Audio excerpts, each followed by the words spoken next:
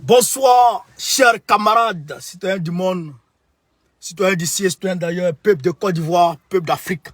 Camarades, il y a de très bonnes nouvelles, des révélations à couper le souffle du côté du Mali et du côté de la Côte d'Ivoire. Gbagbo Laurent a coincé Ouattara au mur.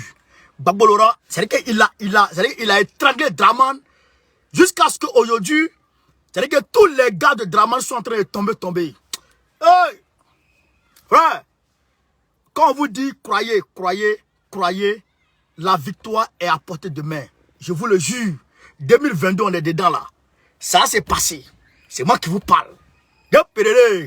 Ayant partagé, Yorobé, mettez les cœurs, mettez les cœurs, poids. Blocage. Ayant partagé. Camarades d'entrée de jeu, bon, j'ai envie d'aller en Côte d'Ivoire très rapide. Aujourd'hui, les dossiers sont trop lourds. Si on doit tout gérer le soir, ça va nous prendre le temps.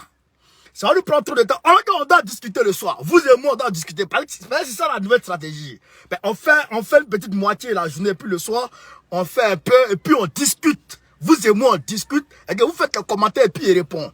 C'est comme ça va se passer maintenant. Donc, je vais vous mettre ici déjà les révélations sur Jean-Yves Le Drian qui est tombé d'ailleurs. Jean-Yves Le Drian n'est plus ministre des Affaires étrangères de la France. Il est tombé. Il a tapé poteau, il a échoué. C'est lui qui était le seul, c'est lui qui était le garant de Ouattara au niveau de la France. C'est lui qui gérait avec Ouattara en France. Aujourd'hui, il est tombé. Ouattara n'a plus de soutien en tant que tel dans le gouvernement Macron. Donc, Ouattara va tomber très prochainement. Draman va fata.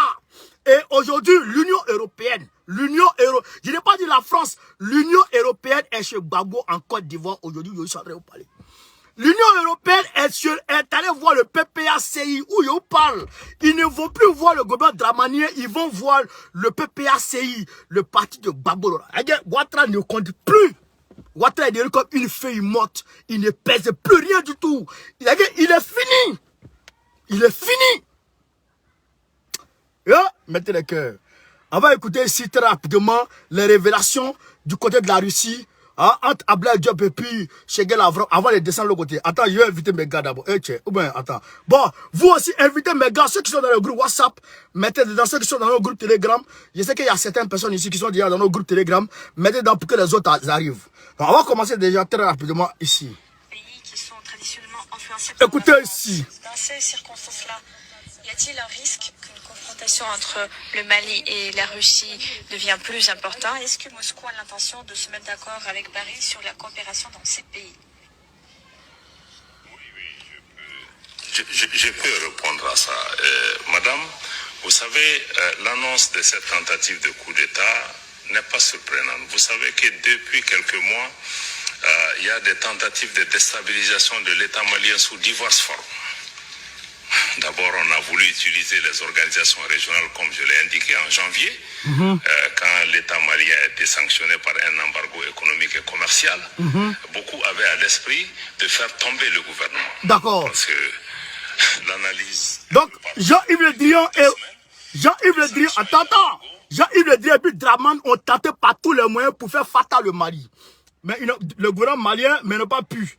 Quand il dit faire fata, ça veut dire faire tomber. Ceux qui ne comprennent pas Noussi là. Les noirs, Noussi est trop doux. Oh le Noussi. Je vais inviter les gens. Parce que si je n'invite pas les gens, c'est pas bon. Ils vont venir. Eux aussi quittent l'autre côté là-bas. Ils sont en train de travailler. Ils disent, bon, on va faire direct. Je vais les inviter très rapidement. Voilà, j'ai invité les gens. Attends. J'ai invité les gens très rapidement. Chers camarades, qu'est-ce que tu fais là? Bon, qu'est-ce que tu fais? J'ai invité les gens. Attendez, je vais les inviter très rapidement. Le Tchad d'entrée fait le travail aussi. Le Tchad d'entrée, tout mélangé là-bas. Et ils sont dans la rue. Camarades tchadiens. Continuez. C'est le Tchad qui est bon, allez là. Camarades, vous ne partagez pas. Vous n'avez pas partagé les 2 jours là. Il y a fâché. Il y a me fâché.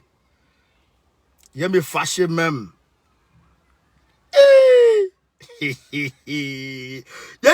dit 2022, ça s'est passé. Mais vous êtes pas là. 2022 guerre là, moi, je suis trop optimiste. 2022, ça s'est passé d'un sang. Attendez, hein. Il a invité les gens là très rapidement. Voilà. Voilà. Hop. Voilà. Voilà. Voilà. Voilà, c'est parti. Invitez les gars. Donc, vous aussi, invitez. Voilà.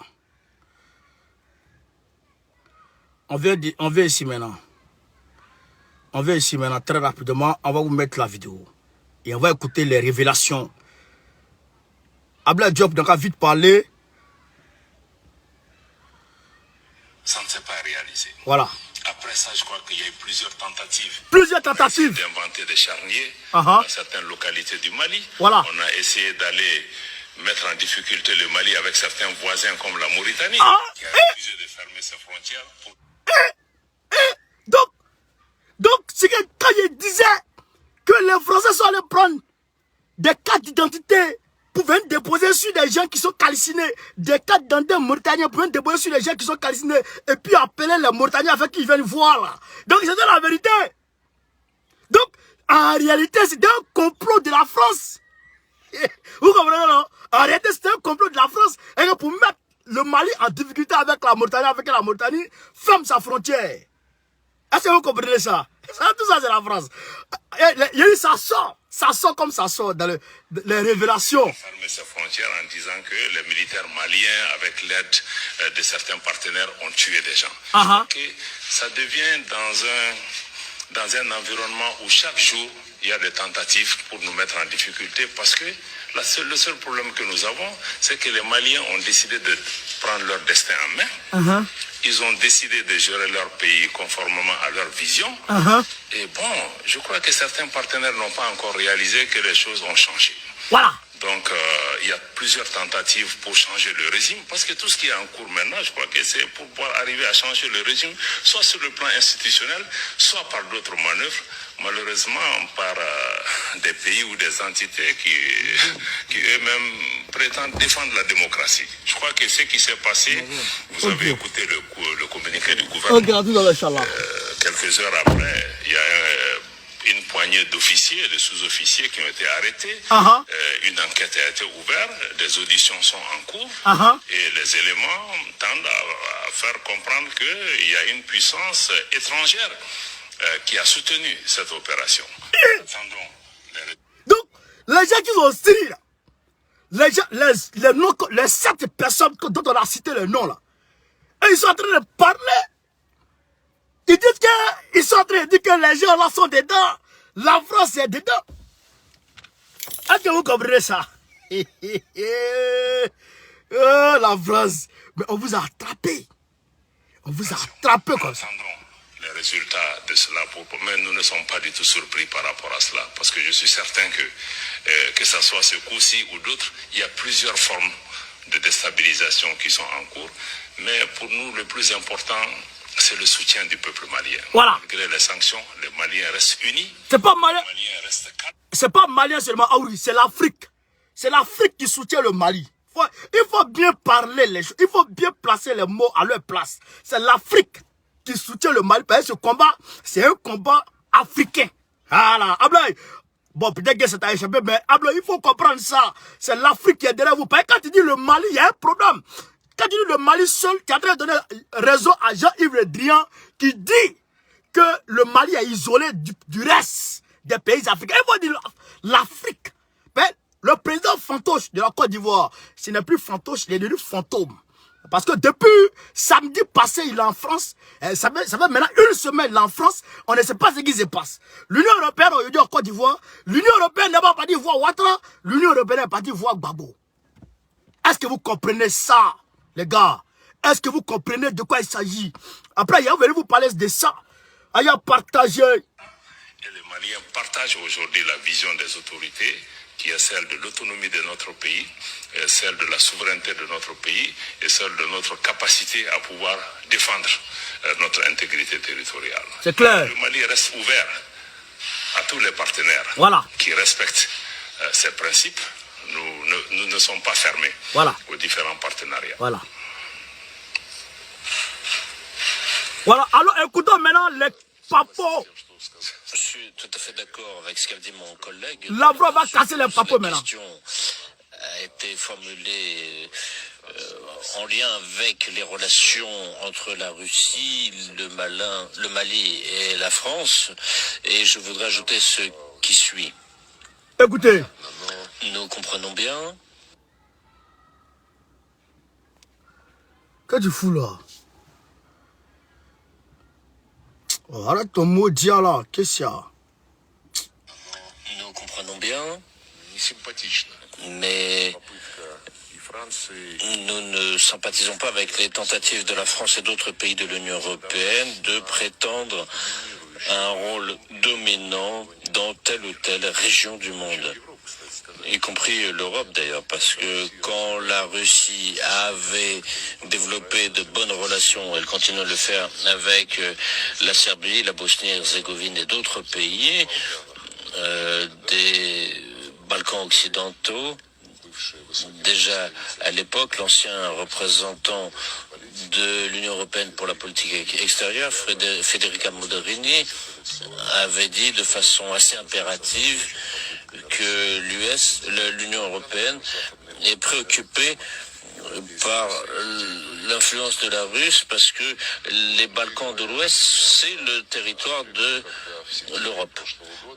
Et l'an dernier, j'étais à la session de l'Assemblée générale de l'ONU à New York. J'ai eu un entretien avec Jean-Yves Le Drian, et aussi Monsieur Borrell, actuel représentant de l'UE. Les deux m'avaient dit sur un ton assez tendu leur préoccupation sur le fait que la Russie développe des relations avec l'Afrique et concrètement avec le Mali. Et ils avaient exprimé leur position de façon sur un ton assez colonial. Sur un ton assez colonial, ils disent, Jean-Yves Le Drian dit à Sergei Lavrov que la Russie coopère avec le Mali sur un ton colonial. C'est-à-dire qu'en disant, en laissant croire que le Mali, c'est leur propriété privée. En laissant croire que le Mali, c'est leur précaré. En laissant croire que le Mali les appartient. Voilà. C'est ce que nous dénonçons depuis très longtemps. Mais la France ne se connaît pas. La France d'aujourd'hui ne connaît pas sa place. Aujourd'hui, Jean-Yves Le Drian même que Macron a renvoyé parce qu'il a tapé poteau sur tous les plans, ne connaît pas sa place. Ils ne savent pas que la France là, elle ne pèse plus. Elles ne comprennent pas ça. Elles ne savent pas que nous la jeunesse d'aujourd'hui, nous la nouvelle génération, nous on ne se laisse pas marcher dessus. Elles ne comprennent pas ça. Est-ce que vous comprenez ça? Ils ne savent pas que nous on s'en fout de leur prétention vis-à-vis de l'Afrique. Est-ce que vous comprenez ça, chers camarades? Aya partagé Yorobé. Aya partagé, mettez dans tout le groupe. Attends, je crois que... Attends. Bon. Assez colonial. Écoutons. L'Afrique, c'est la zone de responsabilité, c'est la zone d'influence, c'est la zone d'intérêt de l'Union européenne.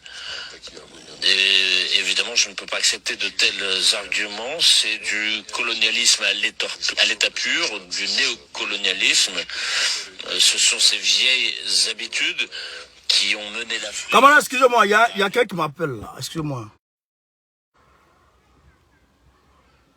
Aïe, Keribla.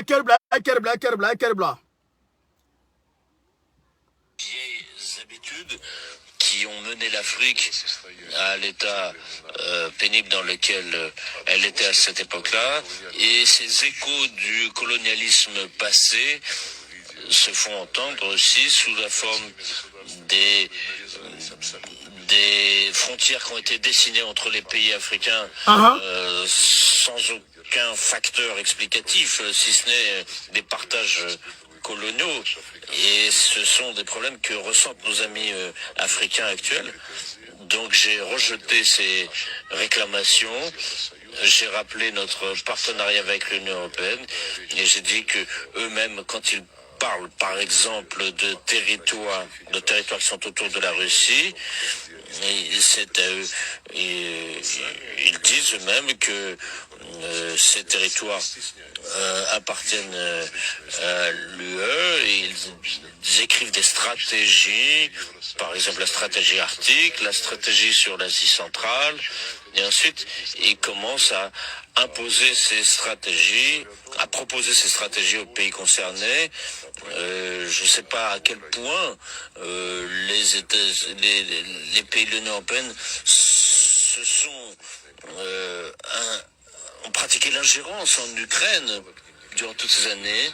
Nous n'avons pas formulé de réclamation sur leurs affaires.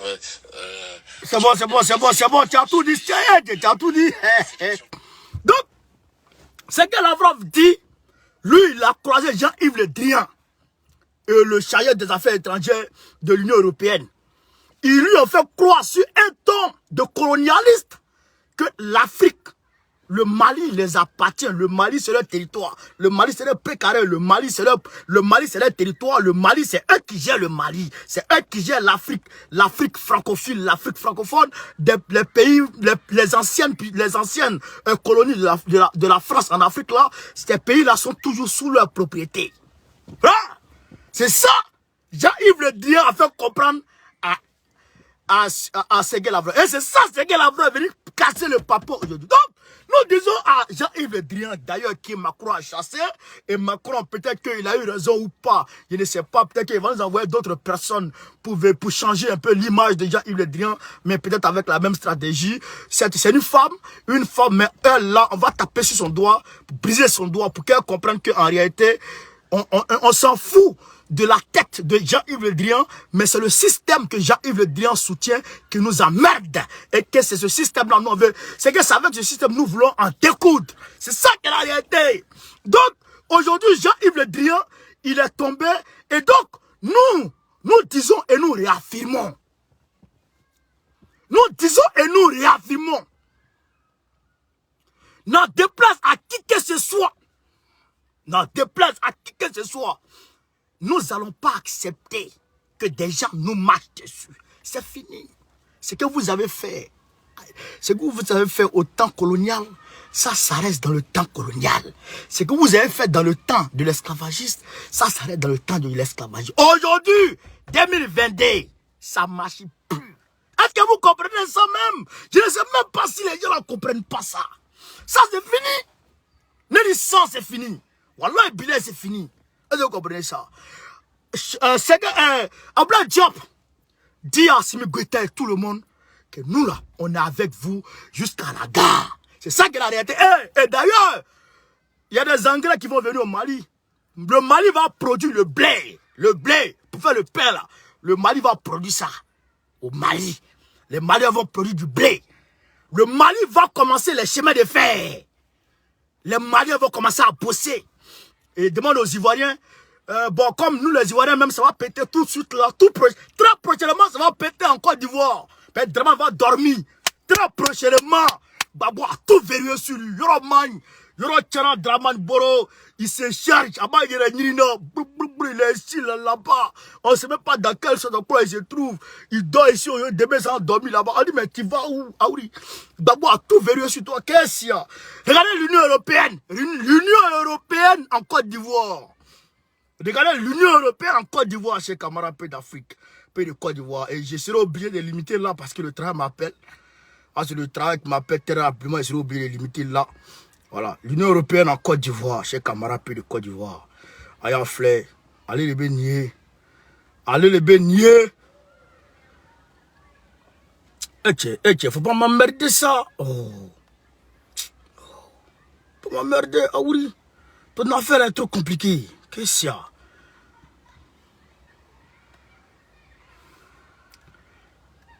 Vas-y.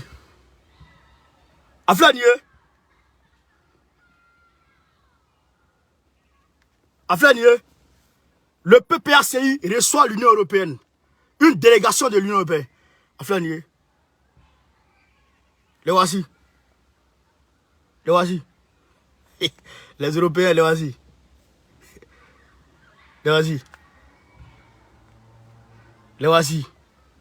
Voici Asouadou, voici Dano Djedje, voici Hubert Oulaye, voici Katina Kone. Frère, ils vont faire quoi ce drame sur Gbagbo? Quand je vous ai dit que Gbagbo est venu mélanger ici sur Draman là, Gbagbo est venu tout verrouiller sur là, les gens ne comprennent pas. L'Union européenne court. Elle va demander pardon. Pardon à Gbagbo. Il ne faut pas tout couper avec l'Europe. Draman là, on gère son cas. Il ne faut pas tout couper avec l'Europe. Il vient demander pardon à Gbagbo. Il ne faut pas tout couper. Et il parle de quoi? Il parle de quoi? Il parle de l'insécurité, du terrorisme dans le nord de la Côte d'Ivoire. Pas le terrorisme. Je vous ai dit que le terrorisme en Côte d'Ivoire, dans le nord, vers Bouna, le terrorisme sévit là-bas. Les terroristes ont leur sanctuaire là-bas. Tout ça, Gbagbo a pris tout ça, les images satellites, tout a été envoyé aujourd'hui. Donc, l'Union européenne, elle veut demander pardon à Gbagbo. On va vous accompagner comme ce qu'ils sont en train de faire avec le Mali. L'Union européenne est en train de... Je vous ai dit la dernière fois que l'Union européenne est prête à fournir 8 millions d'euros comme aide humanitaire au Mali. Et vous avez dit ça. Donc, c'est cette stratégie-là, ils sont en train d'aborder dans le noir pour ne pas qu'ils perdent tout totalement en Afrique. Donc, c'est la même stratégie qu'ils vont faire en Côte d'Ivoire. Mais pourquoi vous partez en Côte d'Ivoire? Vous ne partez pas voir la République de Côte d'Ivoire, le gouvernement de Côte d'Ivoire, le Premier ministre ou le vice-président ou le président de la République de Côte d'Ivoire. Vous partez voir Gbagbo Laurent. Pourquoi? Parce qu'en réalité, il faut comprendre que l'Union européenne sait que désormais Ouattara n'est plus rien du tout. C'est Gbagbo qui est fort. C'est Gbagbo qui est l'homme fort. C'est Gbagbo qui est l'homme de la situation. Et Gbagbo est en train de tout verrouiller sur Ouattara. Donc ils sont obligés de passer par Gbagbo, coopérer directement avec Gbagbo. Sinon, ils perdent tout. C'est ça qui est la réalité. Est-ce que vous comprenez ça? C'est ça qui est la réalité. Écoutez, et puis, c'est eux qui ont demandé à aller voir. Écoutez, à sa demande, la délégation de l'Union européenne a dit être venue entendre le Parti des peuples africains de Côte d'Ivoire sur des sujets d'ordre politique. Sur des sujets d'ordre politique et social, dont la question du terrorisme dans le nord du pays, le dialogue politique, les échanges électoraux de 2023 et de la présidentielle de 2025. Ils sont venus écouter le PPACI concernant le dialogue politique. Parce que je vous ai dit que Ouattara refuse de mettre en pratique les conclusions du dialogue politique qui a eu lieu la dernière fois. Ouattara refuse tout. Les accords d'Abuja, il refuse de mettre tout ça. Donc, pourquoi vous avez tout voir sur lui ici? Pourquoi vous avez tout nié sur lui? Donc, c'est l'Union européenne maintenant qui a oublié de courir pour aller tout arranger. Est-ce que vous comprenez ça, chers camarades de Côte d'Ivoire? Je vous demande de partager au maximum cette vidéo. Ils disent quoi? Sur ces différentes questions, la délégation du PPACI a donné des réponses claires et précises. À ce moment-là, ces gars, ils ont parlé clairement. Parce que vous savez que l'autre était là-bas. Katina Kone était là-bas avec... je crois Katina Kone était là-bas avec Ounien. Donc Ounien n'est pas là. Maintenant, c'est Katina Kone qui a expliqué ce qui s'est passé réellement là-bas. À la fin de la séance de travail, qui a duré plus d'1 heure, la délégation du PPACI a remis officiellement à la délégation de l'Union européenne une documentation qui reprend ces questions et opinions sur les questions abordées. Donc, la délégation de l'Union européenne a salué cette rencontre, salué aussi l'ouverture du PPACI et a dit prendre bonne note de ses positions et recommandations. Donc, l'Union européenne est allée voir le PPACI. Donc, je sais que peut-être ils vont passer voir peut-être le gouvernement, peut-être. Mais ils sont passés voir le PPACI d'abord. Gbagbo, aller entendre ce que le parti de Gbagbo dit. Demander pardon à Gbagbo. Il faut mettre balle à terre. On va régler cette affaire de Ouattara. Mais Gbagbo, il dit, vous réglez pas. Moi, je ne fais pas marche arrière. J'avance. J'avance. Et il avance. Nous remercions Doumbouya. Nous remercions Doumbouya pour avoir renoncé à son projet d'aller casser les maisons des maisons de l'État. Les maisons de l'État qui sont aujourd'hui détenues par des personnes. Nous lui remercions d'avoir renoncé à ce projet-là. Il dit qu'il ne va plus casser les maisons des gens. Il va passer à autre chose. Nous lui disons merci. Merci pour ça. En tout cas, c'est bien vu. Voilà, quand les gens nous écoutent comme ça, on est très contents. C'est-à-dire qu'on ne prêche pas dans le désert. Doumbouya, merci à toi. Merci à toi. Vive Doumbouya. Vive Doumbouya. Nous allons venir le soir parler de Damiba parce que je vois que le discours de Damiba hier au Bodjasso a été perçu d'une autre manière. Des constipés politiques ont traversé les propos du monsieur pour en sortir d'autres choses. Nous allons venir mettre les choses dans l'ordre.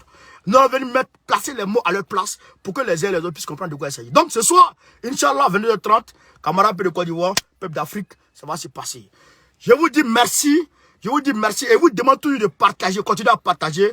Pour ceux qui n'ont pas encore partagé, continuez à partager. C'est la révolution qui est en marche, c'est fini. Et nous disons merci à Kémy Séba pour son geste aujourd'hui, hein, à l'endroit des familles, des personnes des travailleurs de la mine qui sont bloqués, qui ont été victimes de l'inondation dans l'usine, dont on ne retrouve plus. Kémy Séba est passé à faire un geste humanitaire, à donner de l'argent, il a donné des vivres, etc., etc. Nous disons bravo à Kémy Séba, nous saluons le courage, nous saluons l'engagement de l'urgence panafricaniste. Vraiment, en tout cas, courage à toi, on est derrière toi. On est avec toi. Kémy Séba est aujourd'hui au Burkina Faso. Et j'espère, je pense très bien qu'il sera, qu'il va faire partie demain de la marche qui aura lieu au Burkina Faso. Donc nous observons, nous regardons et nous sommes de cœur avec eux. Nous sommes de cœur avec tout le monde. Aïe, partagez! Mettez les cœurs poids. Donc, on s'attrape à tout à l'heure, 22h30, Inch'Allah. Ciao, ciao. Merci.